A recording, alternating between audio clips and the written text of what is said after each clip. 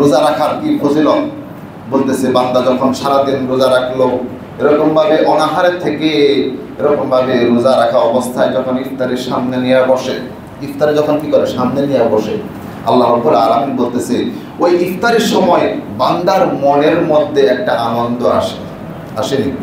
ইফতারি যখন সামনে থাকে মনের মধ্যে আনন্দ আসেনি যে সারাদিন রোজা রাখলাম, কষ্ট করলাম, মেহনত করলাম, পরিশ্রম করলাম, এরকমভাবে যতই ব্যস্ততা থাক, যতই কাজ থাক, এরপরেও কোনোভাবে রোজা ভাঙি নাই, কোনোভাবে আমি রোজাটা রাখছি, আমি ভাঙি নাই রোজা, আমার অনেক কষ্ট হয়েছে রাখতে, আমি আজকে জীবনের প্রথম রোজা রাখলাম, কিন্তু আমি কি করি নাই, যত কষ্ট হোক আমি ভাঙবো না রোজা।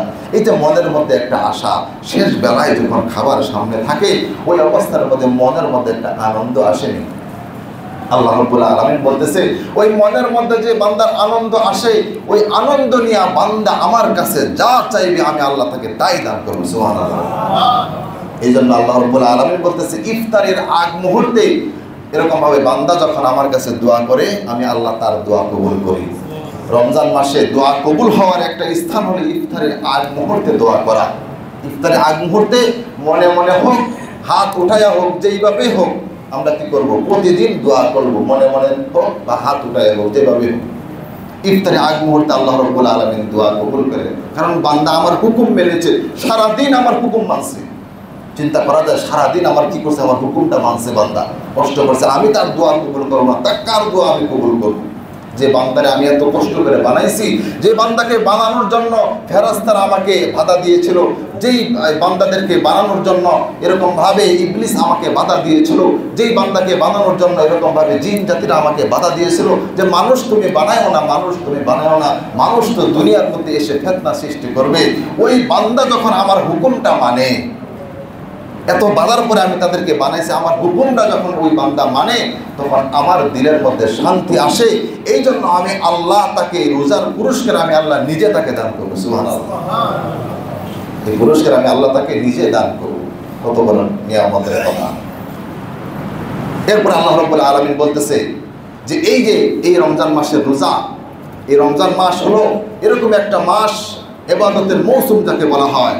আর এই মাসটা দামি হয়েছে একটা কারণে, এই মাসটা দামি হয়েছে একটা কারণে, সেটা হলো শাহরু রমাদানাল্লাযী উনজিলা ফীহিল কুরআন, উনজিলা ফীহিল কুরআন হুদাল লিন-নাস ওয়া বাইয়িনাতিম মিনাল হুদা ওয়াল ফুরকান।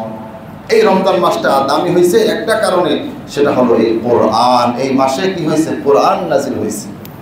এই মাসে কি নাজিল হয়েছে, কোরআন নাজিল হয়েছে। বলতেছে রমজান মাসের বৈশিষ্ট্য হলো এই কোরআন। রমজান মাসের বৈশিষ্ট্য কি, এই কোরআন। বলতেছে হুদাল লিন-নাস, এই কোরআনটা কেমন কোরআন, এটা হলো মানুষের জন্য হেদায়েত। হুদাল লিন-নাস ওয়া বাইয়িনাতিম মিনাল হুদা ওয়াল ফুরকান, এবং এটা মানুষের জন্য হেদায়েত এবং দলিল প্রমাণ। এটা এই কোরআন দেখে মানুষ কি করবে, নিজের জীবনকে সংশোধন করবে। এই কোরআন দেখে মানুষ তাকওয়া অর্জন করবে, এই কোরআন থেকে মানুষ শিক্ষা গ্রহণ করবে, এই কোরআন অনুযায়ী নিজের জীবনকে বাস্তবায়ন করবে। এটা হলো এই রমজান মাসের তাৎপর্য, বৈশিষ্ট্য। হুদাল লিন-নাস, এই কোরআন থেকে হেদায়েত গ্রহণ করবে, এই কোরআন থেকে হেদায়েত গ্রহণ করে এরপরে আল্লাহ রাব্বুল আলামিন বলতেছে ইয়া আইয়ুহাল্লাযীনা আমানু কুতিবা আলাইকুমুস সিয়ামু কামা কুতিবা আলাল্লাযীনা মিন ক্বাবলিকুম লাআল্লাকুম তাত্তাকুন। কুতিবা আলাইকুমুস সিয়াম, হে ঈমানদারগণ। এখানে কি বলতেছে, ঈমানদার, ঈমানদারের কথা বলতেছে। কুতিবা আলাইকুমুস সিয়াম, এই যে রোজা আমি তোমাদের উপর ফরজ করেছি। রোজা কি করা হয়েছে, ফরজ করা হয়েছে। এই রোজা পূর্ববর্তী যারা ছিল তাদের উপরও কি ছিল, এই রোজা ফরজ ছিল। এই জন্য তোমাদের উপর এই রোজাকে ফরজ করা হয়েছে। এই রোজার মাধ্যমে হুদাল লিন-নাস, তুমি কি করো, হেদায়েত প্রাপ্ত হও, এবং হেদায়েত প্রাপ্ত হয়ে তুমি কি করো, লাআল্লাকুম তাত্তাকুন, কি হয়ে যাও, মুত্তাকি হয়ে যাও। কি হয়ে যাও, মুত্তাকি হয়ে যাও। কোরআন থেকে তুমি কি করো, হুদাল লিন-নাস নিয়ে আসো, হেদায়েত নিয়ে আসো, এবং হেদায়েত যখন তোমার মধ্যে আসবে তখন সারাদিন তুমি রোজা রাখবা। এই রোজার মাধ্যমে লাআল্লাকুম তাত্তাকুন, তুমি কি হয়ে যাবে, মুত্তাকি হয়ে যাবে। সুবহানাল্লাহ। দেখেন আল্লাহ রাব্বুল আলামিন কি সুন্দর করে সাজাইছে, আল্লাহ রাব্বুল আলামিন কত সুন্দর করে সাজাইছে। তাহলে আল্লাকুম তাত্তাকুন, এই রমজান তোমার জন্য হেদায়েত, এই রমজান এই সুযোগ যে তুমি কি হয়ে যাইবা, মুত্তাকি হয়ে যাইবা। রমজান মাসে তুমি কি হয়ে যাবে, মুত্তাকি হয়ে যাইবা। কারণ রমজান ছাড়া এরকম কোনো সময় আসে না যে মানুষের দিনের মধ্যে পরিবর্তন হয়। সারা 11 মাস এরকমভাবে শয়তান আমাদেরকে ধোঁকা দেয়। আল্লাহ রাব্বুল আলামিন বলতেছে এই রমজান মাসে আমি তাদেরকে বন্দী করে রাখি, বান্দা যেন সুন্দরভাবে ইবাদত করতে পারে। বান্দা কি করতে পারে, সুন্দরভাবে ইবাদত করতে পারে, বন্দেগী করতে পারে। তাহলে আমরা এই রমজানের যে একটা বৈশিষ্ট্য সেটা হলো কোরআন। সেটা কি, কোরআন। এই জন্য বাইতুল সুরুদুলকে আমি আগেও বলেছি যে রমজান মাসে একটা সময় বের করেন যে আমি কি করব, কোরআন শরীফ তেলাওয়াত করব। ফজরের নামাজের পরে যখন আলহামদুলিল্লাহ অনেক মানুষ ফজরের সময় আসে মসজিদে নামাজ আদায় করে, ফজরের নামাজের পরে অল্প সময় বসে 10 মিনিট হোক 20 মিনিট হোক আমি কি করি, কোরআনটা একটু পড়ি। যেহেতু রমজানের তাৎপর্য বৈশিষ্ট্য হল কোরআন, আমি কোরআনটা একটু তেলাওয়াত করি, কোরআনের মর্ম বোঝার চেষ্টা করি। রমজান মাসে তো আমি তারাবি পড়ি, আল্লাহ রাব্বুল আলামিন আমাকে পড়ায়, তৌফিক দান করে। এই বৈশিষ্ট্য কোরআন, সেই কোরআনটাকে আমি অনুসরণ করার চেষ্টা করি। একটা সময় বের করেন, একটা সময় আপনি বের করেন। এখন অনেকেই প্রশ্ন করবে, হুজুর আমি তো কোরআন শরীফ পড়তে পারি না, কোরআন শিক্ষা করি নাই, একটা সময় এরকম হয়েছে যেভাবে হোক কোরআন পড়তে পারি নাই। তাহলে বলতেছে রমজান মাসে কোরআন শিক্ষা করেন, কোরআন শিক্ষা করার চেষ্টা করেন যে আমি এই রমজানটাকে সঁপে দিলাম, এই রমজানে আমি শুধু কোরআন শিক্ষা করব। এই রমজান মাসে আমি একটা সময় বের করব, আমি যার কাছে হোক আমি অল্প সময় বের করে কোরআনটা শেখার চেষ্টা করবো, একটু মেহনত করি, একটু দোয়া করি। আর রমজান মাসে কোরআন শিক্ষা করা একেবারে সহজ হয়ে যায়, সুবহানাল্লাহ। কারণ শয়তান তো থাকে না, পিছু টান থাকে না, কোরআন শিক্ষা কি হয়, সহজ হয়। যেহেতু রমজান মাস হলো এই বৈশিষ্ট্য, কোরআনের বৈশিষ্ট্য, রমজানের বৈশিষ্ট্য হলো কোরআন, তাহলে এই মাসে আমি কি করতে পারি, কোরআন তেলাওয়াত করতে পারি। আর যদি তেলাওয়াত না পারি তাহলে কি করব, কোরআন শিক্ষা করার চেষ্টা করব। আমাদের মসজিদের ছোট হাফেজ সাহেব যে তারাবির নামাজ পড়ে, মাশাআল্লাহ খুব সুন্দর তেলাওয়াত করে, ওই হাফেজ সাহেব উপরে বসে থাকে, বলে যে হুজুর কেউ আমার কাছে যদি আসে কোরআন তেলাওয়াত শিখতে, আমি তাকে শেখাবো। কি বলছে, আমি তাকে শেখাবো। কেউ যদি আমার কাছে আসে কোরআন তেলাওয়াত শিখতে চায়, আমি তাকে কোরআন তেলাওয়াত শেখালাম, আমার সময়টাও কি হলো, একজনকে কোরআন তেলাওয়াত শেখানো হইলো। এবং পরবর্তীতে ওই ব্যক্তি কোরআন তেলাওয়াত যখন শিখবে, সেই কোরআন শরীফ পড়বে, এই আমল নাকি আমার আমল নামার মধ্যে আসবে। এই জন্য যদি কেউ শিখতে চান তাহলে আমাদের হাফেজ সাহেব রয়েছে, তিনি উপরে থাকেন, তার কাছে গিয়ে শিখতে পারেন।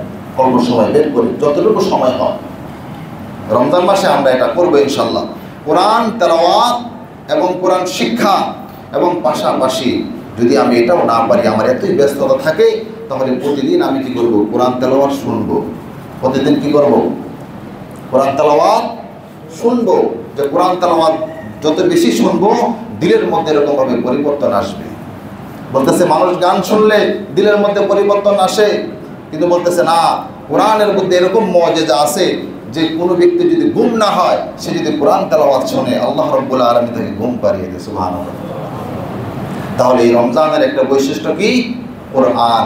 এই কোরআনের সাথে সংশ্লিষ্ট যত বিষয় রয়েছে, তারাবি, কোরআন শিক্ষা, কোরআন তেলাওয়াত, কোরআন শোনা, সব কিছু আমরা এই মাসে করব ইনশাআল্লাহ। আল্লাহ রাব্বুল আলামিন কবুল করুন, সবাই বলেন আমিন।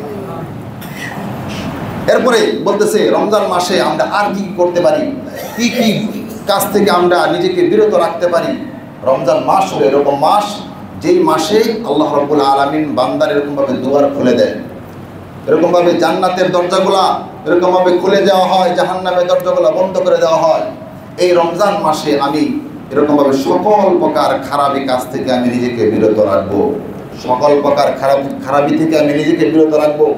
বাকি 11 মাস আমি যাই করেছি না কেন, বাকি 11 মাস যেই অবস্থার মধ্যে ছিলাম, এই রমজান মাসে যেন আমার থেকে এগুলো প্রকাশ না পায়। তাহলে রমজান আর অন্য মাসের মধ্যে আর কি থাকবে না, পার্থক্য থাকবে না। আমি বাকি 11 মাস গুনাহ করেছি, বাকি 11 মাস এরকমভাবে সুদের সাথে ছিলাম, বাকি 11 মাস এরকমভাবে হারামের সাথে সম্পর্ক ছিল, বাকি 11 মাস আমি এরকমভাবে গুনাহর সাথে লিপ্ত ছিলাম। বলতেছে রমজান মাসে আমি এগুলা থেকে বিরত থাকবো, এগুলা থেকে আমি বিরত থাকবো। আর রমজান মাসে একটা গুনাহ নিজের অনিচ্ছায় হয়ে যায়, সেটা হলো জবান হেফাজত করতে পারি না। বলতেছে রমজান মাসে 2টা আমল বেশি বেশি করা, একটা হলো জবানের হেফাজত আর একটা হলো লজ্জা স্থানের হেফাজত। এই দুইটার নামই তো রোজা। এই দুইটা থেকে বিরত থাকার নাম কি? রোজা। বলতে জবান আমি হেফাজত করতে পারতেছি না, সারা 11 মাস আমি কি করছি এরকম ভাবে জবান থেকে অশ্লীল কথা, জবান থেকে মানুষের বদনাম, জবান থেকে মানুষের এরকম ভাবে কিচ্ছা কাহিনী। কিন্তু রমজান মাসে আমাকে জবানকে হেফাজত করতে হবে, গীবত করা যাবে না। এটা কিন্তু নিজে অনিচ্ছাই হয়ে যায়, যেহেতু 11 মাস চলতেছে। বলতেছে ফ্যান যখন বন্ধ করা হয় তখন ফ্যান কিন্তু ঘুরতে থাকে, ঘুরে নেই, এরপর আস্তে আস্তে বন্ধ হয়। 11 মাসের যে একটা আমার উপর চাপ আসছে, এটা রমজানে আমার মধ্যে চলে আসে, নিজের অজান্তেই চলে আসে।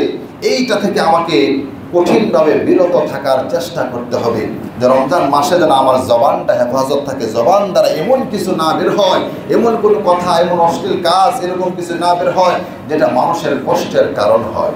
মানুষের কিসের কারণ হয়? কষ্টের কারণ হয়। এই জন্য রমজান মাসে আমি জবানকে হেফাজত করব। রমজান মাসে কি করবো ভাই? জবানকে হেফাজত করব। আর লজ্জা স্থানের হেফাজত তো রয়েছে, এটা তো করতেই হবে, এটা তো আমাকে করতেই হবে। এই দুইটার নামে তো রোজা। এরকমভাবে খাবার থেকে বিরত থাকা এবং স্ত্রী সহবাস থেকে বিরত থাকাকে কি বলে? রোজা বলে। কিন্তু এই দুইটা জিনিস থাকলে হবে না, পাশাপাশি আমাকে সকল প্রকার খারাপি থেকে বিরত থাকতে হবে। অন্যথায় রাসূলুল্লাহ সাল্লাল্লাহু আলাইহি ওয়াসাল্লাম বলতেছে, কোনো ব্যক্তি রমজান মাসে যদি এরকমভাবে এই দুইটা কাজ থেকে বিরত থাকে এবং অন্য অন্য গুনাহের কাজ করে, তাহলে তার রোজাটা কেমন জানি পানাহারের মতো হয়ে গেল। সে না খেয়ে রয়েছে, সে খেয়ে থাক বা না খেয়ে থাক, এটা আমার কোনো কিছু যায় আসে না, এটা আমার কোনো যায় আসে না। এই জন্য ভাই দোস্ত বুজুর্গ, এই রমজান মাসে আমরা এই আমলগুলা করব, যে জবানকে হেফাজত করব, সকল প্রকার খারাপি থেকে হেফাজত করব, অশ্লীল কথা এবং গীবত থেকে নিজেকে পরহেজ করব, বিরত রাখবো ইনশাআল্লাহ। আল্লাহ রাব্বুল আলামিন আমাদেরকে তৌফিক দান করুন। সবাই বলেন আমিন।